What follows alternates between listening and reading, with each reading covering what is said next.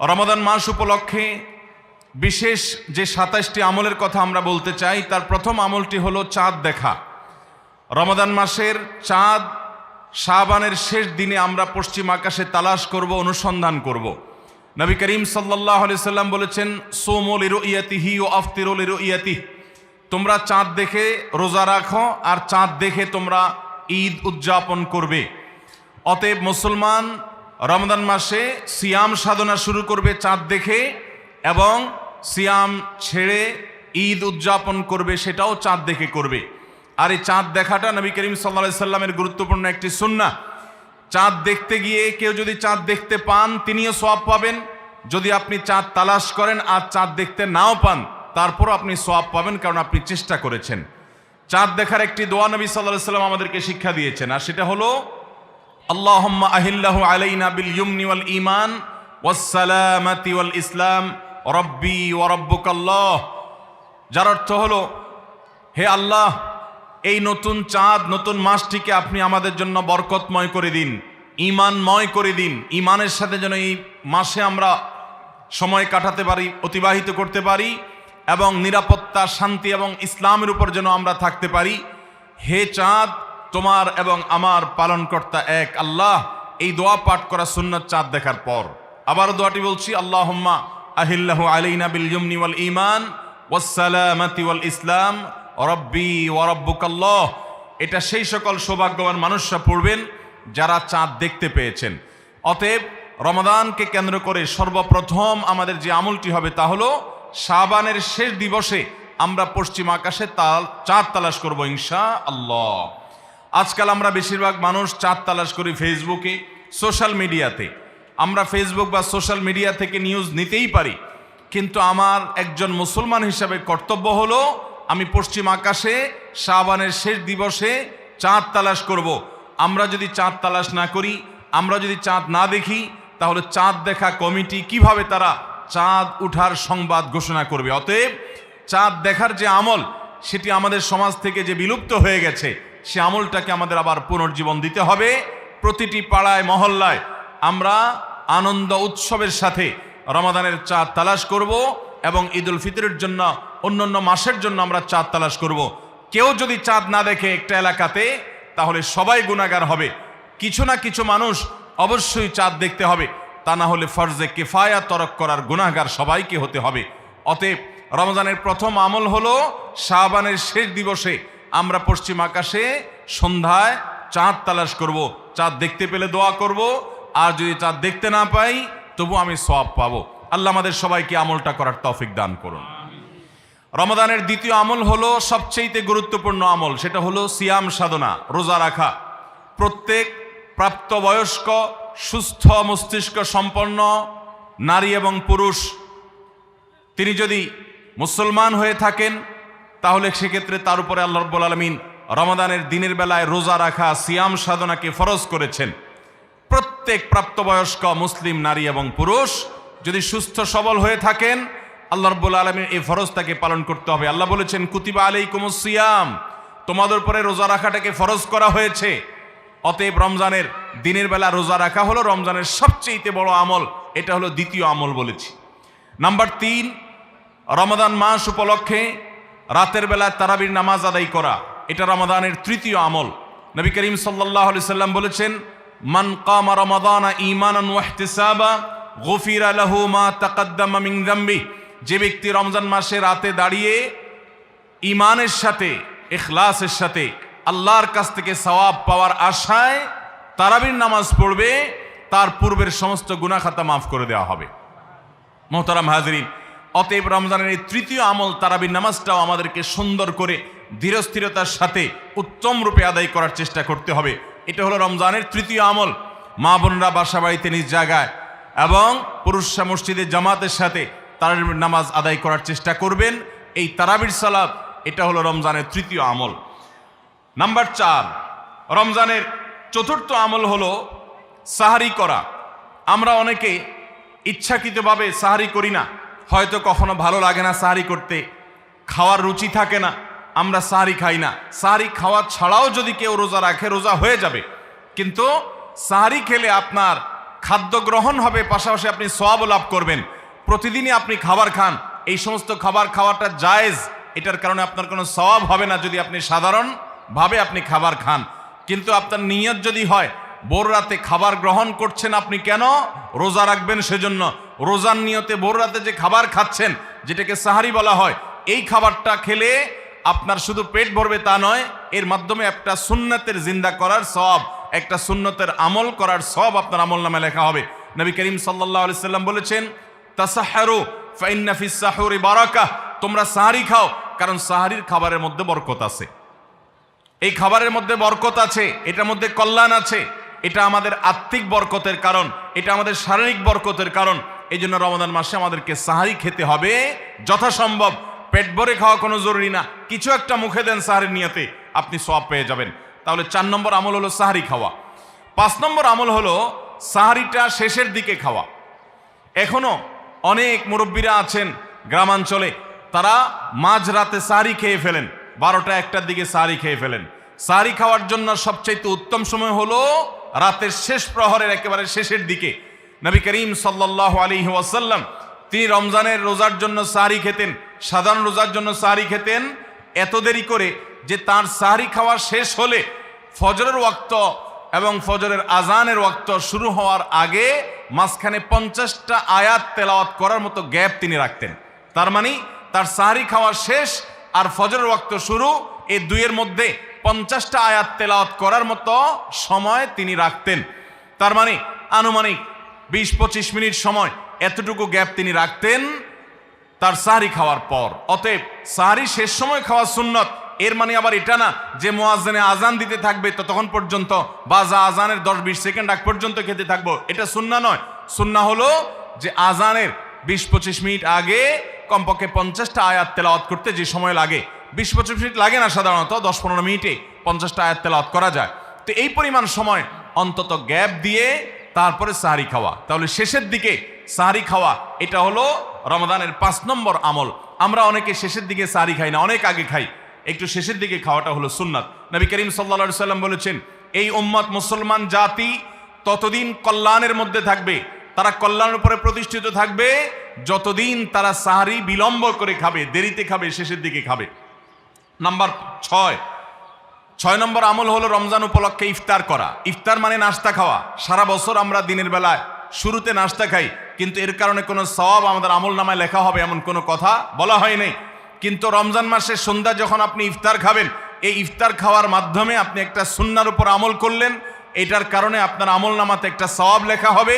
সওয়াবের আশা যদি আপনার থাকে, ইফতারের নিয়ত যদি আপনার থাকে, তাহলে এর মাধ্যমে আপনি সওয়াব লাভ করবেন। এই ইফতার করা এটা রমজানের একটা গুরুত্বপূর্ণ সুন্নাহ।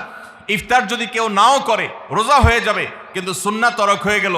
এই জন্য ইফতারে যতটুকু তৌফিক হয় ততটুকু কিছু না কিছু মুখে দেওয়া, এটা সুন্নাহ রমজান মাসের 6 নম্বর আমল। 7 নম্বর আমল হলো ইফতারটা তাড়াতাড়ি করা, ইফতার বিলম্বে না করা। আমরা অনেকে আছি ইফতার অনেক বেশি দেরি করি, আমরা মনে করি যত দেরি করে ইফতার করা যায় ততই বোধহয় রোজাটা নিশ্চিতভাবে শুদ্ধ হয়, সঠিক হয়। এটা ভুল ধারণা। নবী করিম সাল্লাল্লাহু আলাইহি সাল্লাম বলেছেন, যতদিন পর্যন্ত এই উম্মত মুসলমান জাতি ইফতার দ্রুততার সাথে করবে, অর্থাৎ ওয়াক্ত হওয়ার পর আর বিলম্ব করবে না, ততদিন পর্যন্ত তারা কল্যাণের মধ্যে থাকবে। এক্ষেত্রেও সাহরির মতো একই কথা প্রযোজ্য, যে দ্রুততার সাথে মানে এই নয় যে একবারে সেকেন্ড হিসাব করে ফেলতে হবে, তবে যতটুকু সম্ভব নিশ্চিত হয়ে গেছেন সূর্য ডুবে গেছে আর বিলম্ব না করে ইফতার করাটাই হলো সুন্নাহ। এবং এক্ষেত্রে আমরা অনেক অবহেলা করি, অনেক দেরি করে ইফতার করি, চতুর্দিকে অন্ধকার হয়ে যাওয়ার পরে ইফতার করে। সাধারণত শিয়ারা এবং অনেক বিভ্রান্তরা আহলে সুন্নাল জামাতের সকল ওলামায়ে কেরামের ঐক্যবদ্ধ ফতোয়া হলো যে ইফতার তাড়াতাড়ি করা হলো সুন্নাহ। অতএব 7 নম্বরের রমজানের আমল হলো ইফতার তাড়াতাড়ি করা। 8 নম্বরের রমজানের আমল হলো ইফতারের দোয়া পড়া। ইফতারের দোয়াটা আমরা অনেকে জানিও না, আবার অনেকে জানলেও সেটা কখন পড়তে হয় সেটা জানি না। ইফতারের শুরুতে বিসমিল্লাহ বলে ইফতার শুরু করতে হবে, ইফতার করা শেষ, এরপরে দোয়া পড়তে হবে। আমরা অনেকে ইফতারের আগে দোয়া পড়ি, এই দোয়াটা ইফতার দোয়াটা পড়তে হয় ইফতারের পরে। দোয়াটা হলো যাহাবাজ জামা ওয়াবতাল্লাতিল উরুক ওয়া সাবাতাল আজরু ইনশাআল্লাহ। এটা হলো দোয়া। যাহাবাজ জামা মানে হলো আমার পিপাসা দূর হয়ে গেল, ওয়াবতাল্লাতিল উরুক আমি ইফতার করার মাধ্যমে প্রশান্ত হয়েছে, আমার শিরা উপশিরাগুলো সবগুলো সিক্ত হয়েছে। ওয়াসাবাতাল আজরু ইনশাআল্লাহ, এবং এই রোজার বিনিময় আল্লাহর কাছে সাব্যস্ত হলো ইনশাআল্লাহ। এই দোয়া পাঠ করা সুন্নাহ। তাহলে ইফতারের পর আমরা এই দোয়া পড়বো, যাহাবাজ জামা ওয়াবতাল্লাতুল উরুক ওয়াসাবাতাল আজরু ইনশাআল্লাহ। এটা হলো রমজানের 8 নম্বরের আমল, ইফতারের দোয়া পড়া। 9 নম্বরের আমল হলো ইফতার এবং সাহারি উভয়টাতে খেজুর খাওয়া। এটা সুন্নাহ।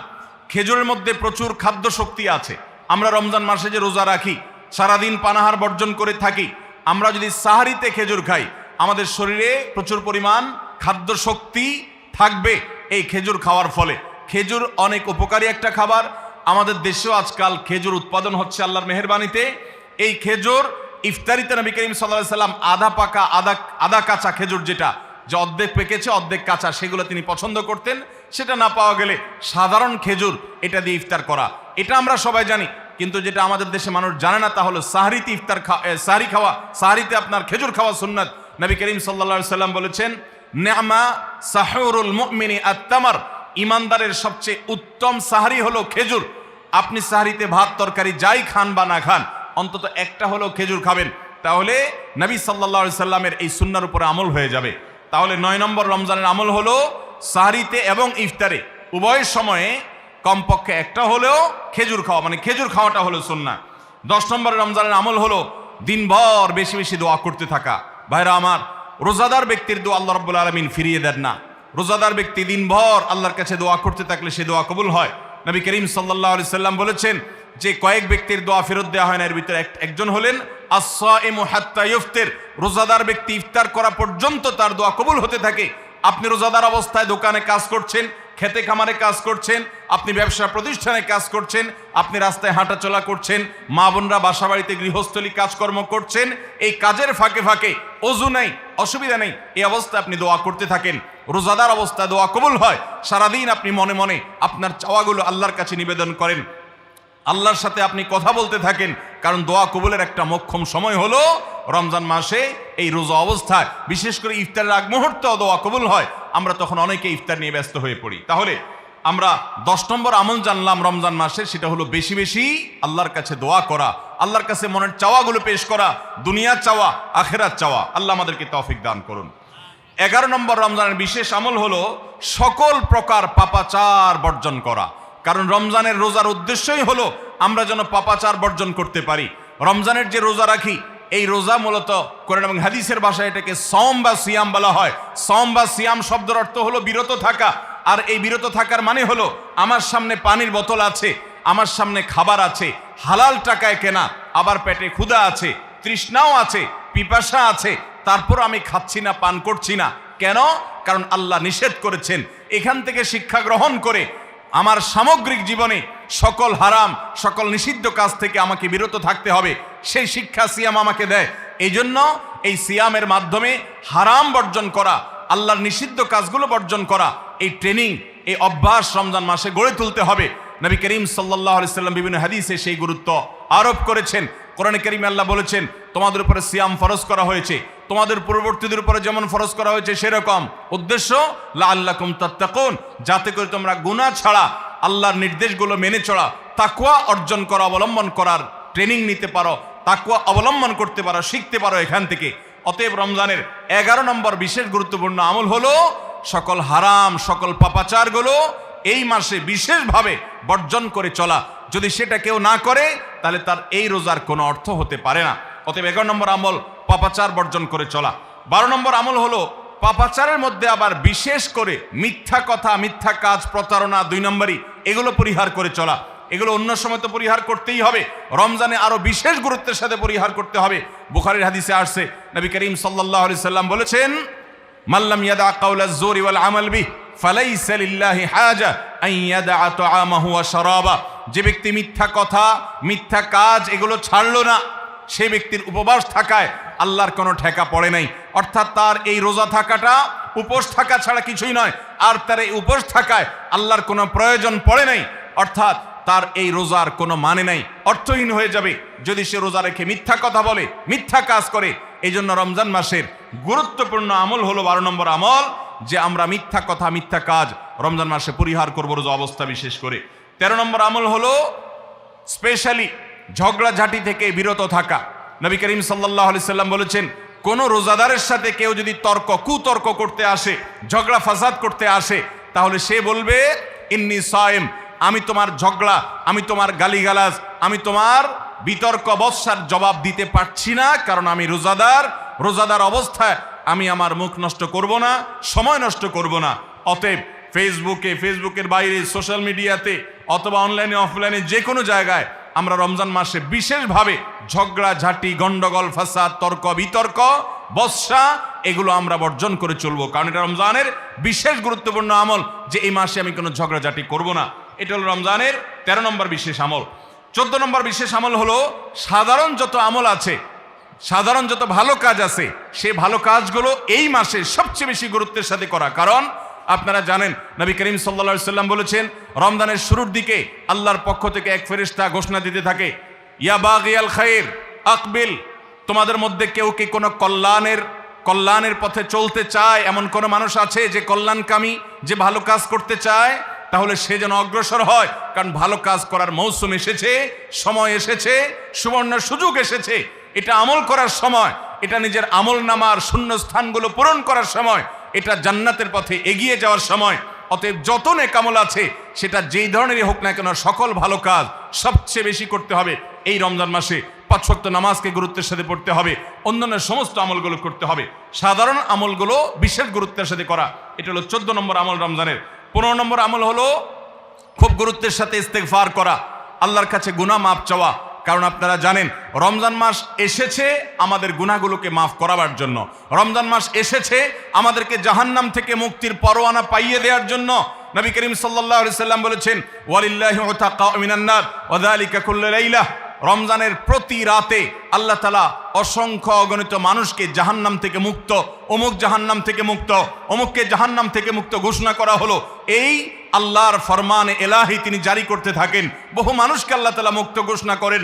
একজন ইমানদার বান্দা এই আল্লাহর তাআলার সাধারণ ক্ষমার অফার নেওয়ার জন্য তিনি চোখের পানি ফেলে দোয়া করবেন, তিনি বিভিন্ন সময় দোয়া করবেন, আল্লাহ রমজান মাস চলছে, এটা গুনাহ মাফ করানোর সময়, এটা গুনাহ মাফ করার সুবর্ণ সুযোগ, আপনি আমার গুনাহগুলো মাফ করে দিন, আমার ভুল ত্রুটি মাফ করে দিন, সারা বছর আমি অনেক পাপ করেছি, আল্লাহ আপনি আমাকে ক্ষমা করে দিন, আমার হিসেবে যত আমল নামাতে যত গুনাহ আছে সবগুলো আপনি ডিলিট করে দিন। আল্লাহর কাছে মাফ চাইতে হবে। নবী করিম সাল্লাল্লাহু আলাইহি সাল্লাম বলেছেন, জিবরিল এসে তার কাছে প্রস্তাব পেশ করেছেন আল্লাহর তরফ থেকে, বাউদামান আদরাকা রমাদান ওয়া লাম ইগফার লাহ, যে ব্যক্তি রমজান পেয়েছে অথচ তার গুনাহ মাফ হয় নাই, সে ধ্বংস হোক। নবী সাল্লাল্লাহু আলাইহি সাল্লাম আমিন বলেছেন। অতএব রমজান মাসে গুনাহ মাফ যদি আপনি করাতে না পারেন, তাহলে জিবরিলের বদদোয়া, নবী সাল্লাল্লাহু আলাইহি সাল্লামের বদদোয়া আপনার জন্য লাগবে। এই জন্য যেই কোনো মূল্যে রমজানের প্রতি রাতে প্রতিদিন চোখের পানি ফেলে একটু একটু করে হলে দোয়া করে আল্লাহর কাছে নিজের গুনাহগুলো মাফ করাইতে হবে। জাহান্নাম থেকে মুক্তির ঘোষণা আল্লাহর পক্ষ থেকে আদায় করে নিতে হবে। এর মাধ্যমে এটা হবে দোয়ার মাধ্যমে, রোনাজারির মাধ্যমে, কান্নাকাটির মাধ্যমে, চেষ্টার মাধ্যমে, আল্লাহর কাছে তওবা করার মাধ্যমে। আল্লাহ আমাদেরকে তৌফিক দান করুন। এটা হলো 15 নম্বর আমল, যে গুনাহগুলো মাফ করাবো, জাহান্নাম থেকে মুক্তির পরোয়ানা দেওয়া হয়, সেটি আমার নামটা যেন সেই তালিকায় যায়, সেই চেষ্টা আমরা করব প্রতিদিন। 16 নম্বর রমজানের বিশেষ আমল হলো রোজাদারকে ইফতার করানো। নবী করিম সাল্লাল্লাহু আলাইহি সাল্লাম বলেছেন, মান ফাত্তারা সাইমান ফালাহু মিসলু আজরিহি মিন গায়রি আন ইউনকাসা মিন আজরিহি শাইআ, যদি কেউ কোনো রোজাদারকে ইফতার করায়, আল্লাহ রাব্বুল আলামিন ওই রোজাদারের রোজার কারণে তিনি যে সওয়াব পেয়েছেন তারটা তিনি পাবেন, অতিরিক্ত বোনাস হিসাবে যেই লোকটা ইফতার করালো রোজাদারকে, আল্লাহ তাআলা তাকে সমপরিমাণ সওয়াব দান করবেন। ভাইরা আমার, আমরা রমজান মাসে কেউ চাইলেও 30টার বেশি রোজা রাখতে পারবো? 30টার বেশি রোজা রাখার কোনো সুযোগ আছে? ছোট পোলাপান আছে, তারা দিনে 2-3টা করে রাখে, কিন্তু প্রাপ্তবয়স্ক কোনো মানুষ রমজান মাসে দিনের বেলায় একটা বেশি রোজা রাখার সুযোগ আছে? 30টা বেশি আমরা রাখতে পারবো না। কিন্তু যদি আপনি চান আপনার আমল নামায় 60টা রোজার সওয়াব লেখা হবে, তাহলে সম্ভব। আর সেটা কিভাবে? আপনি 30টা রোজা নিজে রাখলেন, আর 30 দিন একজন রোজাদারকে ইফতার করালে তার রোজা রাখার সমপরিমাণ সওয়াব আপনার অ্যাকাউন্টে জমা হয়ে যাবে। তাহলে আমরা রোজাদারকে ইফতার করাবো তো ইনশাআল্লাহ। আপনার আশেপাশে বহু গরিব মানুষ আছে, দ্রব্যমূল্যের ঊর্ধ্বগতির এই বাজারে আপনি সারা মাসের ইফতার তার বাসায় কিনে পাঠায় দেন, আপনি প্রতিদিন একটু ইফতার একটু প্লেটে করে পাঠায় দেন। আপনি কোনো পথচারী পথে হয়তো ইফতারের সময় হয়ে গেছে, বাসায় যেতে পারে না, গাড়িতে আছে, একটু পানির বোতল একটু খেজুর কিনে তাদেরকে দিয়ে দেন। সামান্য একটু প্রচেষ্টা বিপুল পরিমাণ সওয়াব আমাদের পাওয়ার সুযোগ তৈরি হবে। এই জন্য রমজানের বিশেষ আমল হলো 16 নম্বর আমল, রমজানে রোজাদারকে ইফতার করানোর চেষ্টা করবো তো ইনশাআল্লাহ। 17 নম্বর রমজানের স্পেশাল আমল হলো যে রমজানের বিশেষ গুরুত্বের সাথে কোরআন তেলাওয়াত করা। কারণ রমজান মাসের পরিচয় দিতে গিয়ে আল্লাহ তাআলা কোরআনে বলেছেন শাহরু রমাদান আল্লাযী উনজিলা ফীহিল কুরআন, রমজান এমন মাস যে মাসে কোরআন নাজিল করা হয়েছে। এই কোরআন দিয়ে রমজানকে আল্লাহ পরিচয় দিয়েছেন। রমজান মাসের মর্যাদাই হয়েছে কোরআনের কারণে। এই জন্য কোরআনের সাথে রমজানে বেশি সময় কাটাতে হবে। কোরআনের হালাকা করবেন, কোরআনের মজলিস করবেন, কোরআন শিক্ষার আসর করবেন, ইমাম সাহেব মুয়াজ্জিন সাহেবকে দিয়ে প্রতিটা মসজিদে মসজিদে মুসল্লিরা কোরআন শুদ্ধ করবেন, বিশুদ্ধ করে তেলাওয়াত করবেন। কোরআন প্রতিদিন একটু একটু করে তেলাওয়াত করবেন। সম্ভব হলে গোটা রমজানে কমপক্ষে একটা বার কোরআন পড়ে শেষ করবেন। তারাবিতে তো শুনবেনই, এর বাইরেও কোরআন তেলাওয়াত করবেন। অনেকে আছে 11 মাস কোরআন পড়ার তৌফিক হয় না। আল্লাহর ওয়াস্তে কোরআন নাজিলের এই মাসে অন্তত কোরআনটাকে আঁকড়ে ধরেন। ও মুসলমান, কোরআন যদি আঁকড়ে না ধরেন তাহলে আপনার চাইতে হতভাগা আর কেউ নেই। এই জন্য কোরআন নাজিল মাসে বিশেষ গুরুত্বের সাথে আমাদেরকে 17 নম্বর আমল কোরআন তেলাওয়াত করতে হবে। 18 নম্বর আমল হলো কোরআন তেলাওয়াত করার আমল। আমরা সবাই জানি, কিন্তু কোরআন রমজান মাসে নবী করিম সাল্লাল্লাহু আলাইহি ওয়াসাল্লাম শোনাশুনি করতেন, এটা আমরা অনেকে জানি না। জিবরিল আলাইহিস সালামের সাথে নবী করিম সাল্লাল্লাহু আলাইহি ওয়াসাল্লাম কোরআন শোনাশুনি করতেন। তিনি জিবরিলকে শোনাতেন, জিবরিল তাকে শোনাতেন। এই জন্য রমজান মাসে আপনি কোরআন তেলাওয়াত করে আপনার স্ত্রীকে শোনান, স্ত্রী তেলাওয়াত করবে, আপনি শুনেন, আপনি অন্য কারোর সাথে এভাবে শোনাশুনি করেন। এইটাও রমজান মাসের বিশেষ গুরুত্বপূর্ণ আমল। সেই সাথে কোরআন বুঝে পড়া, কোরআনের ব্যাখ্যা জানার চেষ্টা করা, অর্থ সহকারে জানার চেষ্টা করা, কোরআনের কি আছে, আল্লাহ কি বলেছেন, সে ইলমটা অর্জন করার এক বিরাট প্রয়োজনীয় সময় মুহূর্ত হলো রমজান মাস। 18 নম্বর আমল হলো তাহলে কোরআন শোনাশুনি করা। 19 নম্বর আমল হলো সাদাকা করা, দান করা। আমাদের প্রিয় নবী সাল্লাল্লাহু আলাইহি ওয়াসাল্লাম সম্পর্কে তার সহধর্মিনী উম্মুল মুমিনিন আয়েশা রাদিয়াল্লাহু তাআলা আনহা বলেছেন, নবী সাল্লাল্লাহু আলাইহি ওয়াসাল্লাম এমনিতেই দানশীল ছিলেন। তিনি সারা বছর প্রচুর পরিমাণে দান করতেন, কিন্তু রমজান যখন শুরু হতো তখন তিনি সবচেয়ে বেশি বদান্য, সবচেয়ে বেশি দানশীল হয়ে পড়তেন। তার দানশীলতা এত বেড়ে যেত যে মুক্ত বাতাস যেরকম সব জায়গায় পৌঁছে যায়, যে জায়গায় মানুষ চায় দরজা খুলে রাখে সেখানেও যায়, কোনো একটা ফাঁক ফোকর পেলে সেই জায়গায়ও মুক্ত বাতাস প্রবেশ করে। নবী সাল্লাল্লাহু আলাইহি ওয়াসাল্লামের রমজানের দানটা এরকম ছিল যে চায় তাকেও দিতেন, যে চায় না তাকেও দিতেন। তিনি 2 হাতে দিতেন। তিনি অনেক বেশি সম্পদশালী ছিলেন না, কিন্তু যেটুকু ছিল অকাতরে তিনি দান করতেন। আমাদের আয়েশা রাদিয়াল্লাহু তাআলা হাদিস থেকে বোঝা যায় রমজান মাস দানের মাস। এই জন্য নবীজি বছরের অন্য যে কোনো সময় চাইতে রমজানে বেশি বেশি দান করতেন। আপনার আত্মীয় স্বজনকে দান করেন, রক্ত সম্পর্কীয় মানুষগুলোকে দান করেন, পাড়া প্রতিবেশীর অভাবী মানুষদেরকে দান করেন, চেনা অচেনা জানা অজানা সমস্ত মানুষকে আপনার সাধ্য অনুযায়ী আপনি দান করা শুরু করেন। এটা রমজান মাসের গুরুত্বপূর্ণ একটা আমল। এবং 19 নম্বর আমল দান করা। 20 নম্বর আমল হলো সাহরি খেতে আমরা যখন উঠি তখন একটু তাহাজ্জুদের নামাজ পড়া, একটু দোয়া করা। এই সুযোগটা 11 মাস আমাদের হয় না। তাহাজ্জুদের নামাজ এত গুরুত্বপূর্ণ যে কোরআনে কারিমে আল্লাহ রাব্বুল আলামিন এই নফল আমলের নির্দেশ করেছেন, অমিনাল লাইলি ফাতাহাজ্জাদ বিহি নাফিলাতাল লাক, রাতের কিছু অংশ নফল হিসাবে তুমি তাহাজ্জুদ পড়ো। ভাইরা আমার, 5 ওয়াক্ত নামাজের জন্য ডাকে মুয়াজ্জিন আজানের মাধ্যমে, আর তাহাজ্জুদের জন্য ডাকেন স্বয়ং আল্লাহ রাব্বুল আলামিন। আমরা সবাই হাদিস জানি, নবী করিম সাল্লাল্লাহু আলাইহি ওয়াসাল্লাম বলেছেন যে রাতের শেষ প্রহর যখন হয় আল্লাহ দুনিয়ার আসমানে এসে ডেকে ডেকে বান্দাদেরকে বলেন, আলা মিন মুস্তাগফিরিন ফাগফিরাল্লাহ, আছো যে তোমরা কেউ ক্ষমা চাইবা আমি ক্ষমা করব। অফার নিয়ে আল্লাহ নিজে ডাকেন, আল্লাহ নিজে আহ্বান করেন। এই জন্য ভাইরা আমার, তাহাজ্জুদের নামাজ 12 মাস আমরা পড়তে পারি, 11 মাস আমরা পড়তে পারি না, কারণ আমাদের কাজে কামে ব্যস্ততা, রাতে দেরিতে শোয়ার বদভ্যাস। আমরা চাইলেও তাহাজ্জুদ পড়তে পারি না, ফজর পড়তেই কষ্ট হয় অনেকের।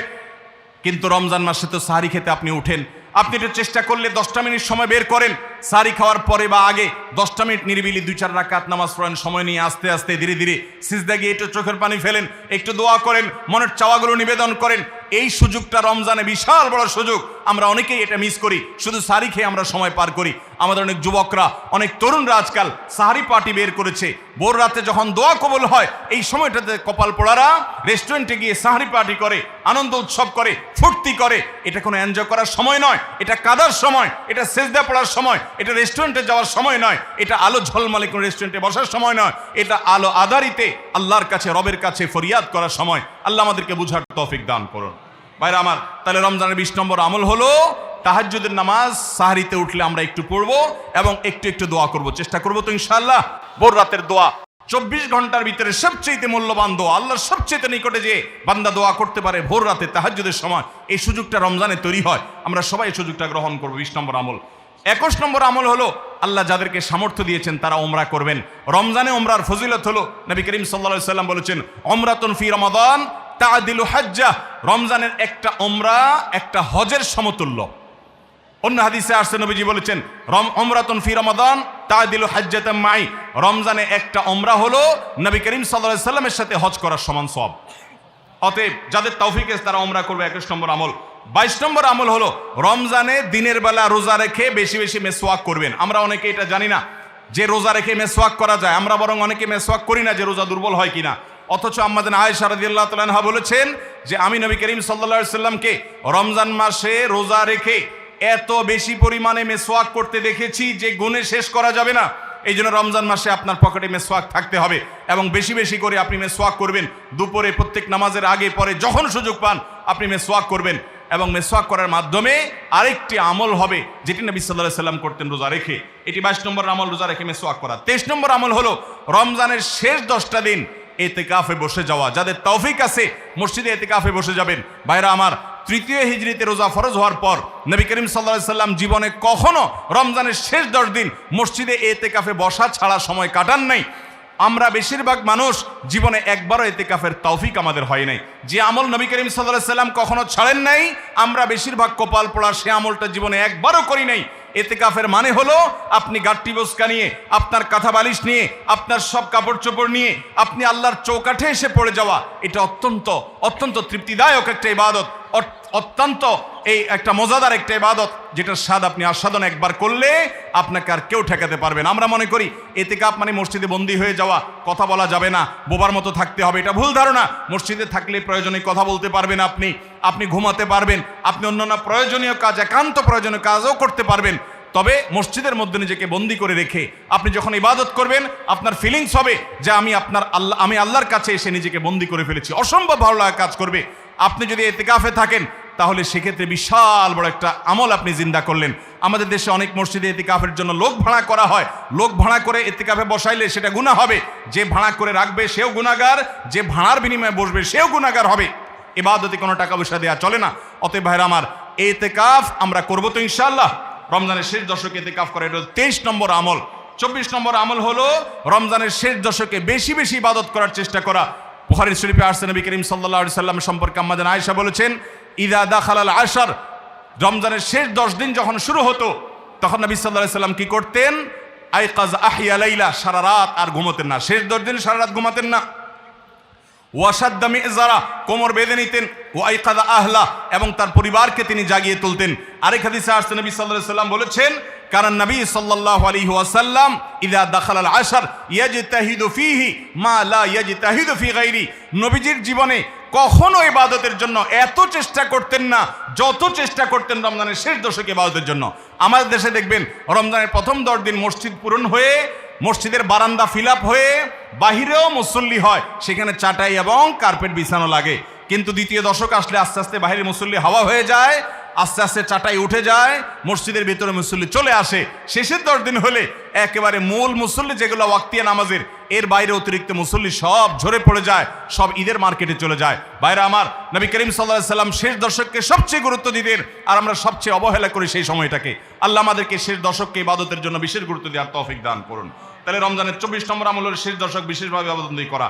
25 নম্বর আমল হলো লাইলাতুল কদর তালাশ করা। নবী করিম সাল্লাল্লাহু আলাইহি সাল্লাম বলেছেন, তাহাররু লাইলাতুল কদর ফিল ভিত্রি মিনাল আশরিল আওয়াখির মিন রমাদান, তোমরা রমজানের শেষ দশকের বেজোড় রাতগুলোতে লাইলাতুল কদর বেশি বেশি করে তালাশ করো। বেজোড় রাতগুলোতে বেশি বেশি, শেষ দশকের প্রত্যেক রাতেই জেগে জেগে ইবাদত করা কদর হতে পারে সে আশায়। কদরের একটা রাত যদি ইবাদত করতে পারেন আপনি, তাহলে 1000 মাস ইবাদতের চাইতে বেশি উত্তম হবে, আপনার আমলনামাতে সওয়াব বেশি জমা হবে। এই জন্য কদরের রাতে ইবাদতের চেষ্টা করা। সারা বছরের শ্রেষ্ঠ রাত হলো কদরের রাত। কোরআন নাজিল হয়েছে এই কদরের রাতে।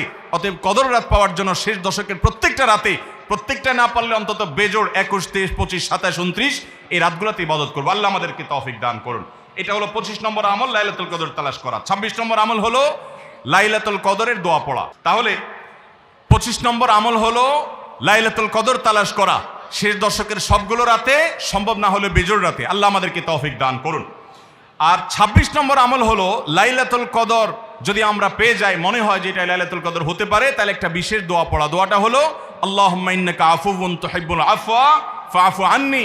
হে আল্লাহ, আপনি ক্ষমাশীল, আপনি ক্ষমা করতে ভালোবাসেন, পছন্দ করেন, আপনি আমাকে ক্ষমা করুন। এই দোয়াটা পড়বো তো ইনশাআল্লাহ। আল্লাহুম্মা ইন্নাকা আফুউন, বড় বড় অর্থবহ একটা দোয়া, বড় মজাদার একটা দোয়া। আল্লাহুম্মা ইন্নাকা আফুউন, আল্লাহ আপনি তো ক্ষমাশীল, তুহিব্বুল আফওয়া, ক্ষমা করতে পছন্দ করেন, ফাফু আন্নী, অতএব আমাকে ক্ষমা করেন। 26 নম্বর আমল লাইলাতুল কদরের দোয়া পড়া। 27 নম্বর এবং সর্বশেষ আমল হলো রমজানের শেষে ঈদের চাঁদ দেখা যাওয়ার পর অথবা ঈদের চাঁদ দেখা যাওয়ার একদিন আগেও করা যায় ফিতরা আদায় করা, গরিবদের বাসায় খাদ্য পৌঁছে দেওয়া। এটা কেন করব? নবী করিম সাল্লাল্লাহু আলাইহি সাল্লাম বলেছেন, যাকাতুল ফিত্রে তোহরাতান লিস-সাইমি আনিল লাগবি ওয়ার রাফাস ওয়া তু'মাতাল লিল মাসাকিন। ফিতরা এটা হলো দুইটা উদ্দেশ্যে। এক হলো রোজা রেখে আমাদের যে ছোটখাটো ভুল ত্রুটি হয়, অনর্থক কথা হয়ে যায়, এগুলো থেকে রোজাটাকে পরিচ্ছন্ন করার জন্য সদকায়ে ফিতর বা আমরা যে ফিতরা দেই এটা ভূমিকা রাখে, এটা কার্যকর হয়, আমাদের রোজাকে ত্রুটিমুক্ত করে দেয়, রিফাইন করে দেয়। আর দ্বিতীয়ত হলো ঈদের দিন গরিব দুঃখীদের বাসায় খাবারের নিশ্চয়তা এনে দেয়। এজন্য রমজানের শেষ আমল হবে যেটা দিয়ে রমজানকে আমরা বিদায় দিব, সেটা হলো ফিতরা দেওয়া, ফিতরার আমল করা। এটা আমরা সবাই, পরিবারের যত লোক আছে, রোজা থাকুক কিংবা ছোট বাচ্চা হোক, সবার তরফ থেকে একজন করে মিসকিনকে পুরো দিনের খাবার আমরা দিয়ে দিব। চেষ্টা করবো তো ইনশাআল্লাহ। আল্লাহ আমাদের সবাইকে তৌফিক দান করুন।